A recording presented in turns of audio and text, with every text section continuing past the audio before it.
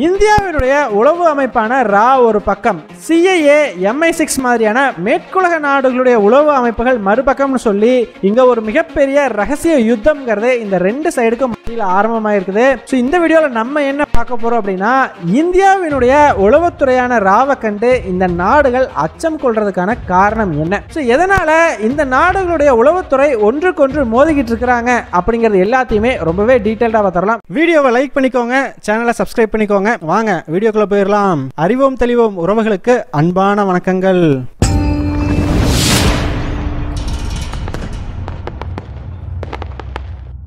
முதல் விஷயமா, அமெரிக்காவுக்கும் இந்தியாவுக்கும் என்னப்பா பிரச்சனை அப்படின்னு கேட்டீங்கன்னா, அமெரிக்கா, ஆஸ்திரேலியா மற்றும் பிரிட்டன் மாதிரியான மேற்குலக நாடுகள் இப்போ இந்தியாவினுடைய உளவுத்துறையை குறி வச்சு நடவடிக்கைகள் எடுக்க ஆரம்பிச்சிருக்கிறாங்க.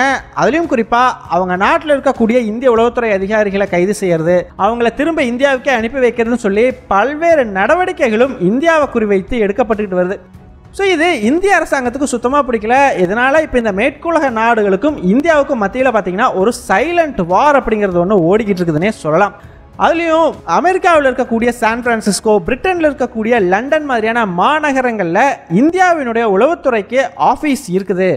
அங்கே இந்தியாவினுடைய ஏஜென்ட்ஸ் வேலை செய்கிறாங்க அப்படிங்கிறது அந்த நாடுகளுக்கு நல்லாவே தெரியும். காரணம், இந்திய அரசாங்கமே இதை அந்த நாடுகள் கிட்ட சொல்லுவாங்க, இந்த மாதிரி இந்த இடத்துல எல்லாம் நாங்கள் ஆஃபீஸ் வச்சுருக்கோம், இங்கே இந்த பர்டிகுலர் நபர் எங்களுடைய உளவுத்துறையின் சார்பாக ஏஜென்ட்டாக அங்கே செயல்பட போகிறாரு அப்படின்னு அந்த நாடுகளுக்கு சொல்லுவாங்க.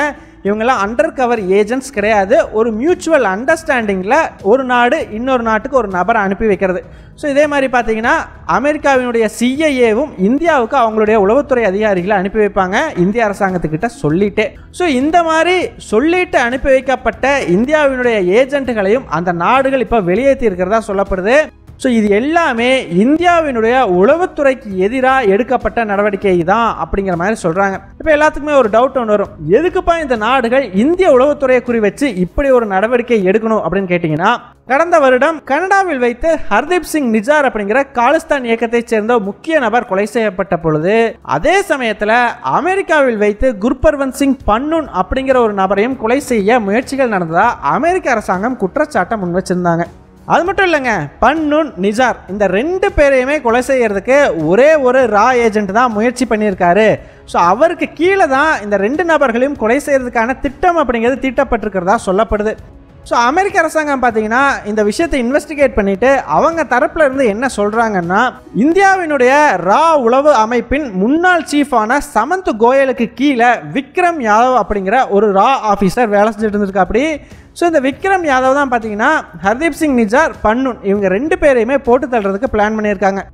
ஸோ அப்படி பிளான் பண்ணும் பொழுது இவங்க டைரெக்டாக போயிட்டு பண்ண முடியாது இல்லையா, அதனால் அங்கே லோக்கலாக இருக்கக்கூடிய நபர்களை ஹையர் பண்ணி, அதாவது காசு வாங்கிட்டு கொலை செய்கிறவங்க இருப்பாங்க இல்லையா எல்லா நாடுகள்லையும், ஸோ அந்த மாதிரி அந்த லோக்கலாக காசு வாங்கிட்டு கொலை செய்கிற நபர்களை ஹையர் பண்ணி அவங்க மூலமாக நிஜாரையும் பன்னூனையும் கொல்றதுக்கு தான் பிளான் போட்டிருக்கிறாங்க. அந்த வகையில் நிஜாரை பார்த்தீங்கன்னா நினச்ச மாதிரியே கொண்டுட்டாங்க.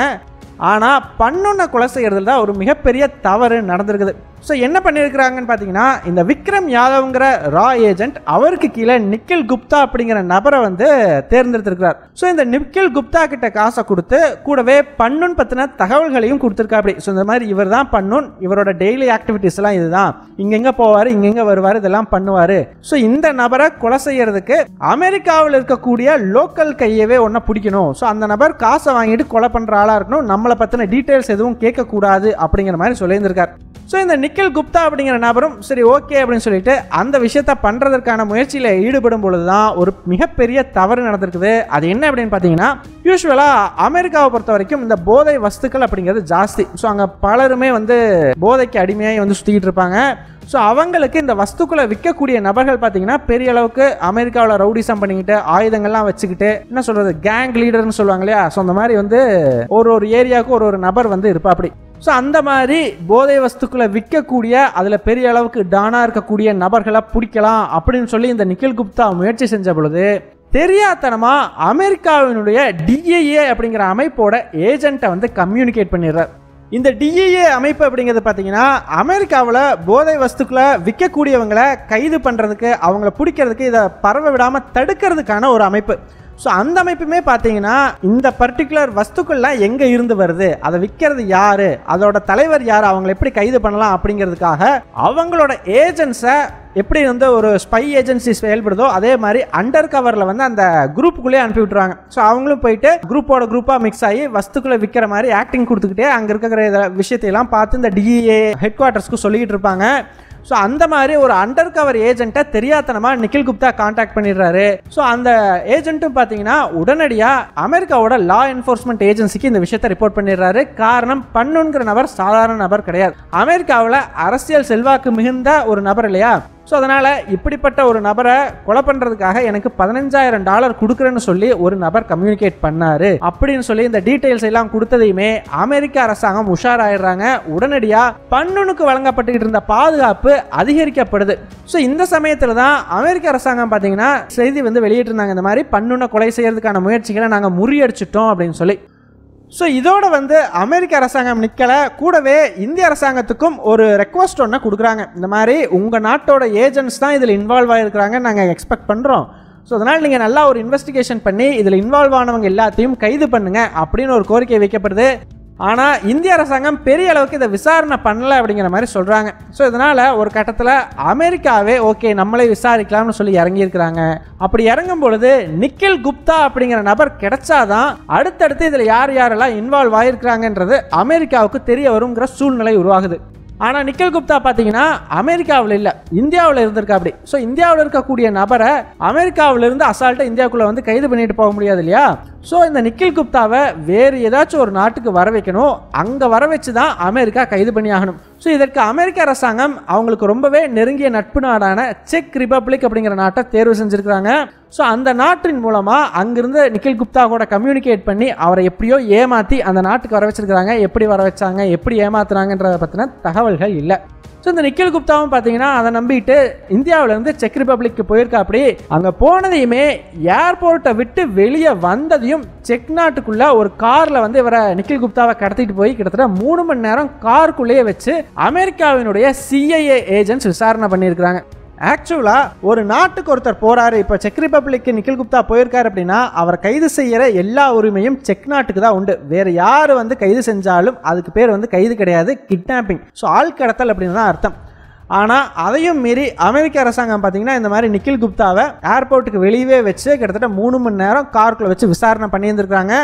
அதன் பிறகு செக் நாட்டோட உதவியோட அமெரிக்காவுக்கு கொண்டு போய் தொடர்ந்து விசாரணைகள் நடத்தப்பட்டிருக்குது. அதன் விளைவாக தான் விக்ரம் யாதவ் அப்படிங்கிற ரா ஏஜென்ட்டினுடைய பெயர் அடிபடுது. ஸோ இந்த விக்ரம் யாதவ்ங்கிற நபர் தான் நம்ம முன்னாடியே சொன்ன மாதிரி பன்னுன் நிஜார் இந்த 2 பேரையுமே கொலை செய்யறதுக்கான முயற்சிகள் எடுத்திருக்கா. அப்படி ஸோ நிஜார் வந்து சக்ஸஸ்ஃபுல்லாக முடிஞ்சிருக்குது. ஆனால் பன்னுன் விஷயத்தில் பார்த்தீங்கன்னா அந்த ஒரு டிஏ ஏஜென்ட்டை தெரியாதனமாக கான்டாக்ட் பண்ணதுனால மாட்டிக்கிட்டாங்க. ஸோ எப்போ நிக்கில் குப்தா செக் ரிபப்ளிக்கில் வச்சு கைது செய்யப்பட்டாரோ அப்பயே ரா சீஃபாக இருந்த சமந்த் கோயல் வந்து ரிட்டையர் ஆயிருக்கா. அப்படி ஆக்சுவலாக அவரோட பதவிக்காலம்ங்கிறது போன வருஷமே முடிஞ்சது இருக்குது. ஆனால் 1 வருஷம் எக்ஸ்டென்ஷன் அப்படிங்கிறத அவருக்கு வந்து கொடுத்துருக்குறாங்க. இந்த மாதிரி நிக்கில் குப்தா கைது செய்யப்பட்ட அதே நாளில் பார்த்தீங்கன்னா டக்குன்னு ரிட்டையர்மெண்ட் வாங்கிட்டு அவர் போயிருக்காரு.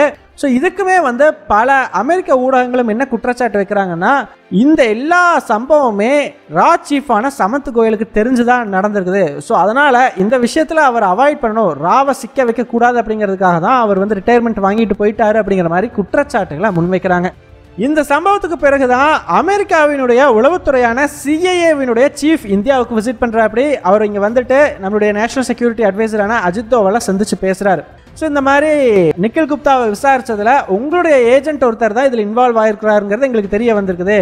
ஸோ ரா அமைப்பும் இதில் டைரக்டாக இன்வால்வ் ஆயிருக்குமோ அப்படிங்கிற சந்தேகம் எங்களுக்கு இருக்குது. ஒருவேளை நீங்கள் அப்படி இன்வால்வ் ஆயிருந்தீங்க அப்படின்னா சொல்லுங்க, யாரெல்லாம் இன்வால்வ் ஆயிருக்காங்களோ அவங்களுக்கெல்லாம் எதிராக நடவடிக்கை எடுங்க அப்படிங்கிற மாதிரி கோரிக்கை வச்சிருந்துருக்குறாங்க. ஆனால் இந்தியா தரப்புல இருந்து இல்லை, ராவுக்கும் இந்த சம்பவத்துக்கும் எந்த தொடர்புமே இல்லை. ஸோ இந்த விக்ரம் யாதவ் அப்படிங்கிற நபர் வந்து பார்த்தீங்கன்னா எப்பயோ ராவை விட்டு வெளியே போயிட்டாரு, கூடவே சமந்த் கோயலும் ரிட்டையர்மெண்ட்லாம் வாங்கிட்டு போயிட்டாரு. அதனால அவங்க பண்ணதுக்கு ரா பொறுப்பேற்க முடியாது அப்படிங்கிற மாதிரி சொல்லியிருந்திருக்கிறாங்க.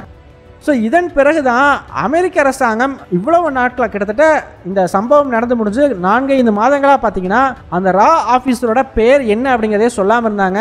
போன வாரம் அவருடைய பெயர் என்ன அப்படிங்கிறத வெளியிட்டு இருந்திருந்தாங்க. ஸோ விக்ரம் யாதவ் அப்படிங்கிற பெயர் தான் அது. ஸோ அதை போன வாரம் தான் சொல்லியே இருந்தாங்க. அதற்கு முன்னாடி வரைக்கும் CC1 அப்படிங்கிற பெயரில் தான் விக்ரம் யாதவை மென்ஷன் பண்ணிக்கிட்டு இருந்தாங்க.